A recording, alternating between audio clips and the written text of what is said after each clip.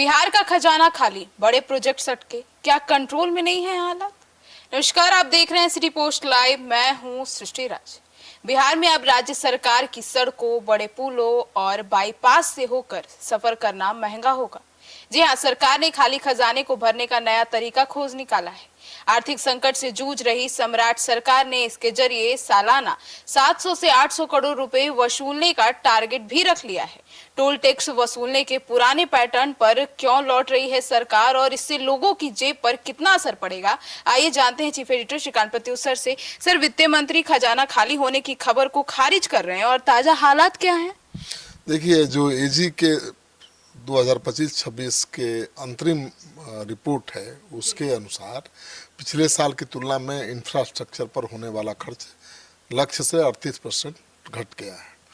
एजी के आंकड़ों के मुताबिक सब्सिडी पर होने वाला वास्तविक खर्च बजट अनुमान की तुलना में 164% तक पहुंच गया है, जो एक साल पहले 21% कम था। मतलब साफ है कि विकास का पैसा सब्सिडी में जा रहा है और साल 2024-25 में सरकार ने पूंजीगत निवेश के लिए तय राशि का 125% खर्च किया था, यानी लक्ष्य से भी ज़्यादा। लेकिन 2025-26 के ताज़ा आंकड़ों में यह गिरकर मात्र 87% रह गया है। तो मतलब हालत खराब है। सर, तो मतलब पूंजीगत निवेश कम होने का मतलब क्या है फिर? देखिए, सरकार का ध्यान सड़क, पुल, रेलवे, अस्पताल, स्कूल, बांध जैसी परियोजनाओं पर नहीं है। ठीक है ना। इंफ्रास्ट्रक्चर पर खर्च की हिस्सेदारी पिछले 3 साल में कम है। 2024-25 में 125% और 2023-24 में 100% थी, जो अब 87% पर पहुंच गई है।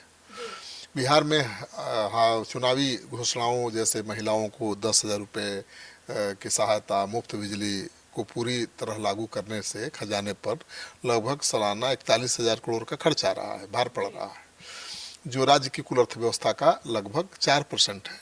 तो मुश्किल तो बढ़ गई है। जी सर, तो ऐसे में 8 साल बाद सरकार टोल टैक्स पर क्यों लौट रही है फिर? खजाना खाली होगा तो पैसा कहाँ से आएगा? टोल टैक्स से। इस वक्त राज्य सरकार का खजाना खाली है और पैसे के अभाव में बिहार में विकास की रफ्तार सुस्त पड़ गई है।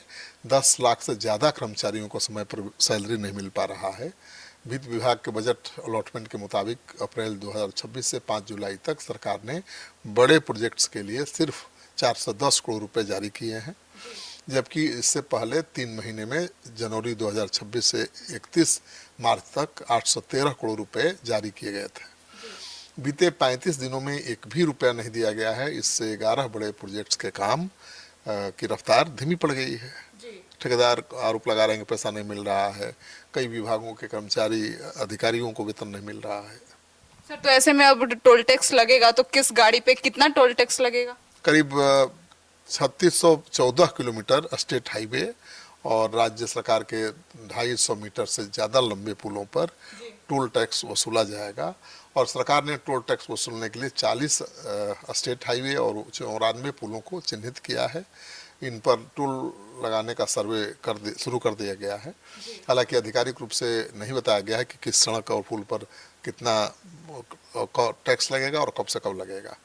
बताया जा रहा है कि इस साल के आखिरी तक टोल टैक्स लागू हो जाएगा और सरकार ने टोल टैक्स के लिए नई दरें भी तय की हैं, लेकिन ऑफिशियल ऐलान अभी नहीं हुआ है। कार, जीप, वैन जैसे हल्के वाहनों के लिए 1.25 रुपया प्रति किलोमीटर टोल टैक्स देना होगा। छोटे कमर्शियल गाड़ियों को 2 रुपये प्रति किलोमीटर और 2 एक्सेल वाले बस यानी 40 से 55 मीटर सीटर और 4 से 6 चक्के वाले ट्रक के लिए 4.25 रुपये प्रति किलोमीटर के दर से टोल टैक्स देना पड़ेगा। बड़े निर्माण वाहनों और 7 एक्सेल वाले भारी वाहनों के लिए टोल की दर 6.65 रुपये प्रति किलोमीटर से 8.10 रुपये प्रति किलोमीटर तय किया गया है लगभग। जी सर, तो अब इस नए टोल टैक्स का लोगों पर क्या असर पड़ेगा? जेब खाली होगी। जी। कहीं भी गाड़ी से आप आइएगा जाइएगा तो सामान ले जाइएगा, महंगा होगा। छोटे कमर्शियल वाहनों को 2 रुपये प्रति किलोमीटर टोल देना होगा। इस तरह अगर पिकअप या छोटी लोडिंग गाड़ी से सामान ले जा रहे हैं तो हर 100 किलोमीटर पर 200 रुपये एक्स्ट्रा देना होगा।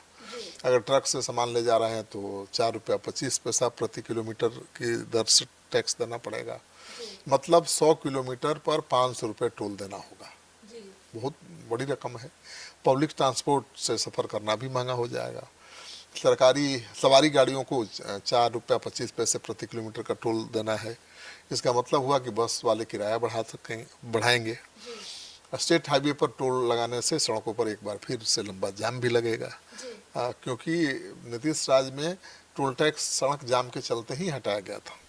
जी सर, क्योंकि नीतीश कुमार ने सभी स्टेट हाईवे और पुलों से टोल वसूली को रोक दिया था, तो क्यों रोका था? यही कारण था। सरकार लोगों को राहत देने के अलावा सड़क पर लगने वाले लंबे जाम को खत्म करना चाहती थी। सरकार की रिपोर्ट थी कि स्टेट हाईवे पर टोल वसूलने से लंबा जाम लगा रहता है, जबकि उस समय नीतीश कुमार की सरकार का लक्ष्य क्या था कि बिहार के एक कोने से दूसरे कोने तक 5 घंटे में पहुंचा जा सकेगा। लेकिन जाम से वो टारगेट पूरा नहीं हो रहा था। अब अगर एक बार फिर से टोल लगेगा तो जाम फिर से लगेगा। हालांकि नई नीति में इलेक्ट्रॉनिक फास्टैग की व्यवस्था करने की बात कही जा रही है, लेकिन कई बार तकनीकी खराबी या सर्वर डाउन होने के कारण टोल प्लाजा पर लंबी कतारें लग जाती हैं। 2018 से पहले अक्सर देखा गया कि टोल प्लाजा का ठेका स्थानीय रसूखदार दबंग लोग लिया करते थे, क्योंकि रसीद देते नहीं थे, तय दर से अधिक पैसा वसूलते थे और स्थानीय लोगों से उनकी मारपीट भी होती थी। मतलब आम बात थी, आए दिन मारपीट टोल टैक्स पर होती ही थी। तो अब फिर से वो शुरू हो जाएगा।